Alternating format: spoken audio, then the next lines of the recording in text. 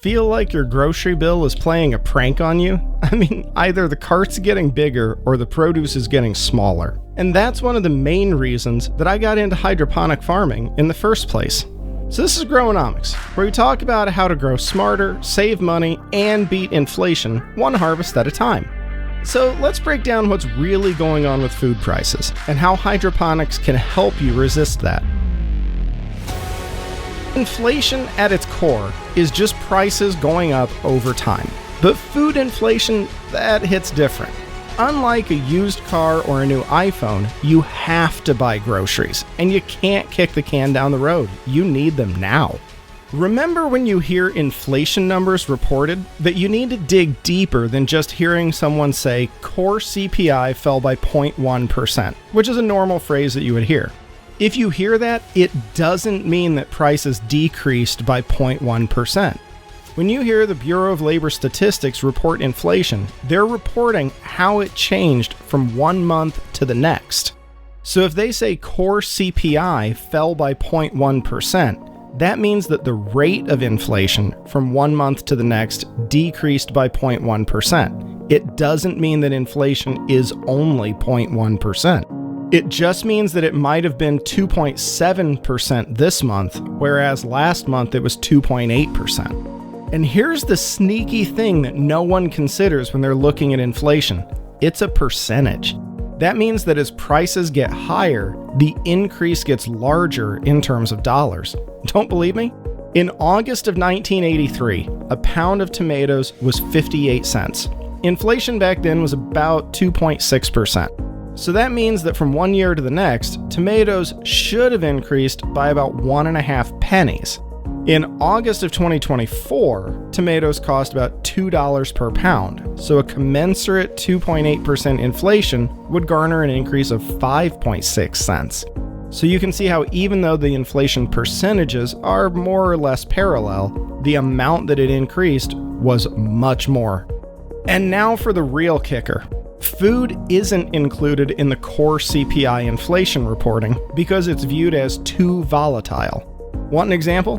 Remember that August of 1983 price of tomatoes at 58 cents a pound that it should have become 60 cents per pound in August of 1984 if they had 2.6% inflation?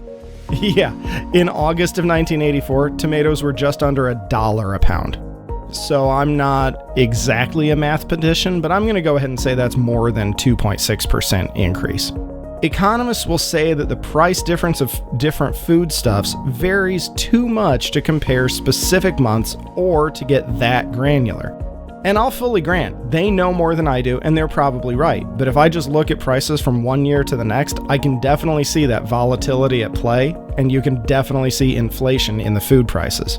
The Bureau of Labor Statistics actually puts out a CPI food inflation rate metric, and for March of 2025, it was right at 3%. So let's take an example. I grow Yeticule lettuce, which is similar in nature to romaine, but it's so much better. Romaine lettuce was about $2.5 per pound in March of 2024. Now, the national average price is about $3 per pound, and that number checks out at my local grocery store. That's 20% inflation on just one item. The next time that you look at cheap lettuce, flip the package over and look at how long ago it was harvested and how much rust color the lettuce itself has. I'm comparing organic lettuce prices because that's the closest quality to what you'll grow yourself. Even if the national average doesn't sound dramatic, your area might be getting slammed, especially if you live far from a major agricultural region. Just as a general rule, the further your grocery store is from an agricultural area, the more you can expect to pay for a given item, just because of transit costs and amount of time it takes to transport it. So how do we use this info to actually save money? Well, there's a couple ways, and it depends on how you want to fight inflation. First, you could look at your grocery budget and the food inflation index and see just how much less you'll get out of your budget. For example, if your grocery budget for the month was $800 this time last year, and food inflation is 3%, you'd need to spend $824 to get the same amount of food.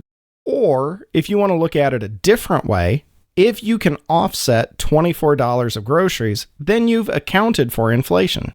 Just as a rule, I can offset about $50 per month without really trying very hard, so that $24 is completely doable. Now let's say your family eats 2 heads of lettuce per week, which really isn't that much. We eat about 4 heads of lettuce per week for 2 people in our house. That 50-cent increase means you're paying about $50 extra per year on lettuce alone. Add basil, spinach, and tomatoes, and now you're looking at hundreds of dollars. So now ask yourself, how much would I need to grow to cut that cost? If store-bought basil runs for $3 for a tiny 1.5 ounce clamshell, and you use one of those clamshells per week, growing even a few ounces per month covers that easily. So track what you eat, price it out, and then reverse engineer your grow plan. You don't need to replace everything. Just start with the most overpriced essentials. Typically, herbs are the highest return on investment because they're the highest cost at the grocery store. I use a ton of basil in my cooking, and just 2 plants of basil can save me about $12 to $15 per month. So why is produce hit so hard by inflation? Well, there's a few reasons. First, it's fragile. Leafy greens don't like long truck rides. Second, leafy greens take up a lot of space to transport because you can't compact them. So they're particularly sensitive to fuel costs. And third, their fragility makes them particularly affected by adverse climatic conditions. So the best defense? Grow what's vulnerable. That means fast-growing perishable crops like lettuce, spinach, bok choy, basil, tomatoes, etc. Stuff you buy often and throw out when it wilts. So there we have it. Inflation's real, but you're not helpless. Start small, track what you spend, grow what you overpay for, and each harvest will feel like a big fat middle finger to your grocery bill. If you want help getting started, check out my Hydroponics 101 series. It's linked in the description. Or drop a comment below with what food you want to stop buying. Either way, thanks for watching Growonomics and happy growing.